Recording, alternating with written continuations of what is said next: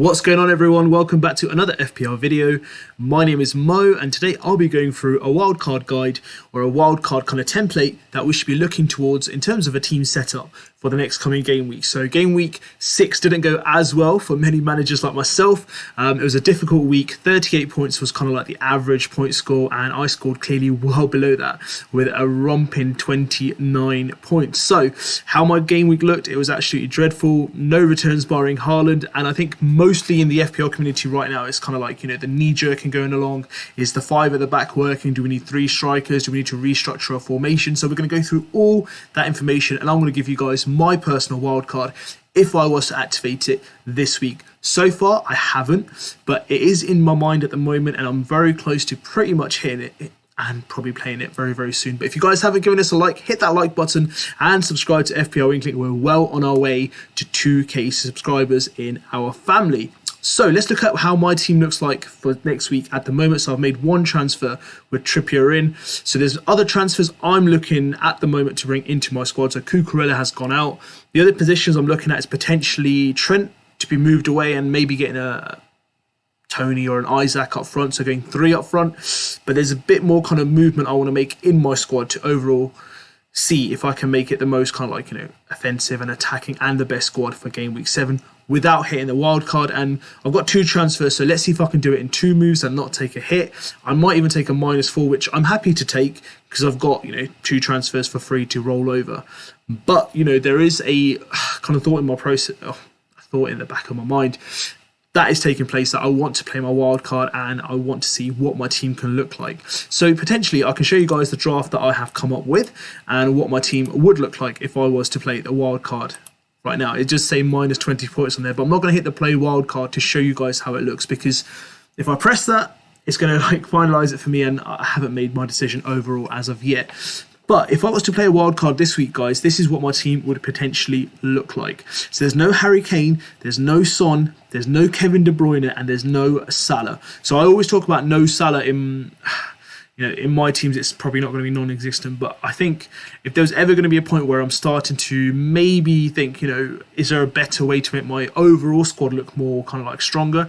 Maybe right now might be a good time, because there's obviously difficult fixtures for Liverpool coming up. It's a good time maybe to buy him back after the World Cup international break. So there are other players at the moment who have better fixtures, who may be slightly cheaper, and who could potentially give you pretty much the same points as Salah if he hits his optimum kind of like results or outcomes, or if not do better than him because of the way they're playing at the moment or their fixtures turn out to be. So let's start with a back line, and then I can go on to like potential formations that I can look to play. So Edison and Ward remain. So I always like to have, you know, I'd say a premium goalkeeper at the back. So Edison is usually my favourite. 5.5 mil. The fixtures are a bit of a mixture. Man City defensively have looked a bit shaky this season, and with terms of like, you know, what they've got so far, 3 clean sheets out of 6, especially with the fixtures that they've had. I certainly expected at least 1 more, if not 2. But hey, we can, you know, forget about the past and we can look towards the future. The Spurs game at home is difficult, especially with the firepower they have up front. And, you know, there's players now that even from wing backs, Sessegnon, Trippier, you know, Emerson Royale, even Dyer from, you know, set pieces. And then you've got the midfield like Højbjerg, who's doing well, Son, Kane, Moura if he plays, Richarlison and Kulusevski as well, who provide a real solid attacking base for Spurs. But, you know, they're at home, so maybe they could potentially pull off a clean sheet, but recently their record against Spurs at their home ground has not been good. But we can overlook that, because there's fixtures against Wolves after. Manchester United at home will be an interesting fixture, then Southampton. Liverpool and Arsenal again will be a difficult fixture games for these guys, but there could be some save points and bonus points to take from that, and then they have a really good run from game week 13 all the way to game week 18. So happy with Edison. I'll keep him in my squad as of for now, which gives me kind of like a double kind of like City defence as well, which I kind of play already from the start of the season. Keeping Danny Ward in, he's no, I would say he's like not a keeper that I would look to be bringing in at any point, even though if the fixtures are better than Man City, like for example Aston Villa at home. I just think Leicester defensively have been quite shocking, but he's a good backup. At least I know he's playing, so if there are any like kind of rotations or injuries to Edison, I've got a playing 4 million goalkeeper in my lineup. First at the back, I've got Ivan Perisic, so 25 points so far, 2 returns. Yes, there's a risk of rotation, but in the 5 players I've got at the back, I've got players who are, the other 4 are pretty much almost nailed on to play most games, obviously barring a few rotations here, but he's probably the most likeliest to be rotated and minutes being kind of like minimised in terms of his fitness and the kind of like rotation policy that Conte brings to Spurs. So they got Man City away. So maybe next week would be the game, if I had this lineup, that I'd bench Perisic and then bring him in for the Leicester game, potentially the Arsenal game as well, because defensively Arsenal have looked, vulnerable, susceptible. And then Brighton, Everton, Manchester United. So there are some fixtures I could really target, and then you could look at, all the way from game week 13. Yes, there's one Liverpool game in there, but all the way to game week 21, it'll be really good to have a player like Perisic in where the fixtures do look really good. And then Reece James, obviously, going to persist with him. He's like my go-to player for FPL. Apologies there. 23 points so far. He's blanked in the last 2 game weeks, but he's got 3 returns in terms of points, in terms of 7 points from there. But 2 returns in terms of a goal and assist. And there's so easy could have been, more returns if he'd not been unlucky with the post or the bar or going past the outside of the netting, because he's had chances. But I think now he's back in his right back or right wing back role rather than the right centre back role, which he played for the last couple of games. With the signing of Fofana, it makes him even more deadly, and I think all those managers that took him out recently, will be tempted to bring him back in. Fixtures wise, yes, there's a difficult Liverpool game in game week 8, but otherwise there's plenty of good fixtures to target all the way to the Man City fixture, which is on just after New Year. And then we got Cancelo. So we talked about City fixtures, done pretty well so far in the last couple of game weeks. 2 big hauls already in game week 2 and game week 5, and he's got 2 returns for us as well. So I know he hasn't been as fruitful as what we paid for him in terms of price, but overall I think he will give us the returns. The assists will start coming. He's started to get a bit more forward, and the numbers are looking far better for Cancelo. Then comes in Dalot. So Diego Dalot for me is an interesting one, because I think, in terms of United, I think he's doing really well at right back. He's getting forward. Ten Hag has this kind of like, game plan of they're going to hit teams on the break with their pace, and Dalot likes to get forward. He can get a good cross in, and, with the form that we've got of certain players and Ronaldo's heading ability, definitely want to, target someone from Manchester United. So between him or Malaysia, it's not too much of a differential in between their 2 outputs or kind of ability on FPL. So I've just gone for Dalot because I think he's a good pick, and he's got some really good returns. 1 assist and plenty of bonus points, with 11 points coming against Southampton too. And then of course my favourite for this season, Trippier. So he's already in my lineup so for this week, but overall 30 points so far. 1 goal he scored, and that was that free kick he scored against Man City. What a free kick it was. But overall, 30 points with 3 clean sheets out of 6 for Newcastle. And Nick Pope is definitely to credit for that. They've got West Ham, Bournemouth, Fulham and Brentford, Manchester United, Everton, and then they've got Tottenham and even Aston Villa, Southampton are good fixtures. So all the way till the 5th of November, which is game week 15, there's some really good fixtures for him to target. So you get a bit of Newcastle defence as well, especially with such a solid goalkeeper like Nick Pope behind him. Would definitely give a lot of confidence to me to bring him into my squad. Obviously, if Perisic will be rotated. So that's my back line, guys. Pretty happy with that. Midfield, Martinelli. So everyone knows how much I have, raved and shouted about this guy since pre-season. In this season, 4 returns in 6 games for the price I paid for him, which was 6 mil. He's 6.5 now, owned by nearly half of the FPL managers. 36 points so far, with game week 5 giving him a double-digit return.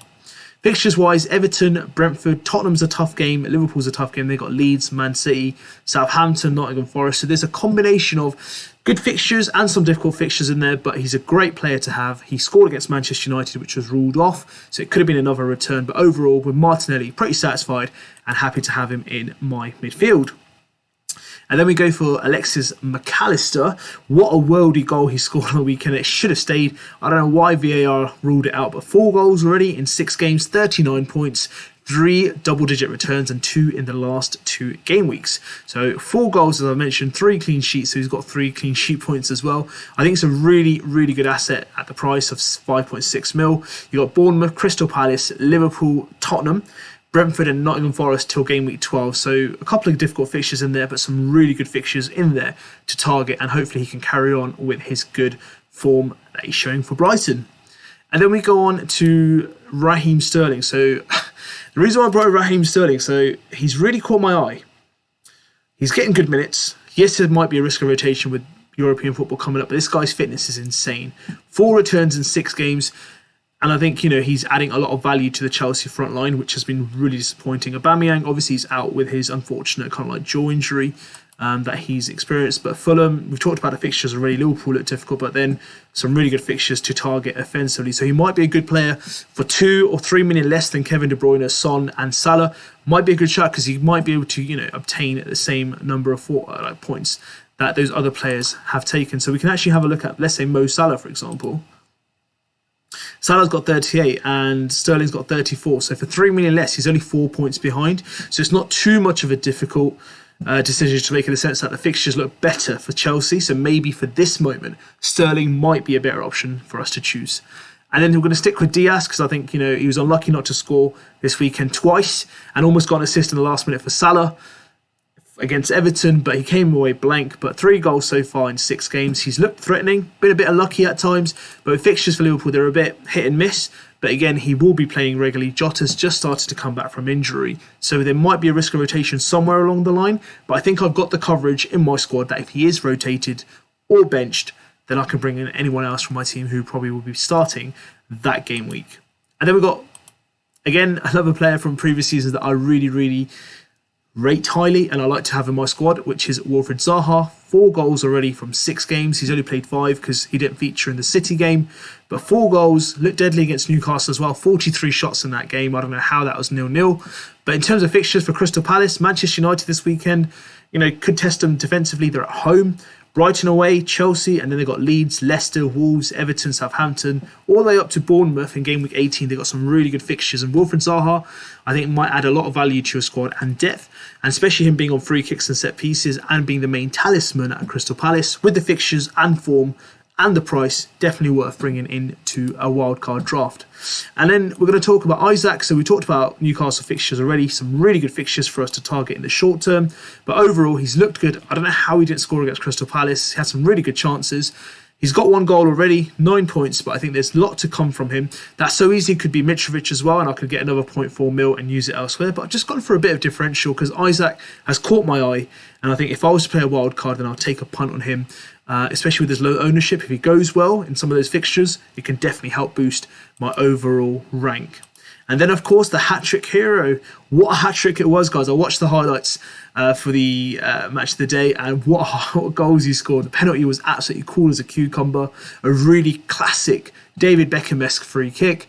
And the third goal, which was that chip, was just kind of like a FIFA goal, to be fair. But 5 goals already in 6 games, a hat-trick last game week, and 2 assists as well. He's doing superbly well, 17 points in the last game week, and the fixtures look good as well.